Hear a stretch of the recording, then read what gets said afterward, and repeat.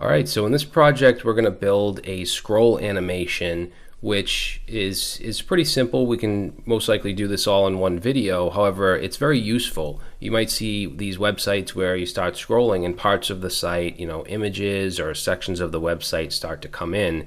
So I just created these content blocks, and you can see there's 3 to begin with. But if I go and I start to scroll down, the next one comes in from the left.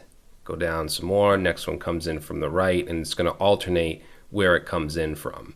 So we're going to use CSS transitions to have it come in smoothly. We're going to use JavaScript to basically tell where the trigger point is for the next box to come in. And then we're going to add a specific class to show it. And then if I go back up, it'll remove the class when it hits the trigger point, and it'll all slide back out. All right, so I think it's really useful. You can use this in a lot of different UIs and different websites. So that's it. Let's get into it.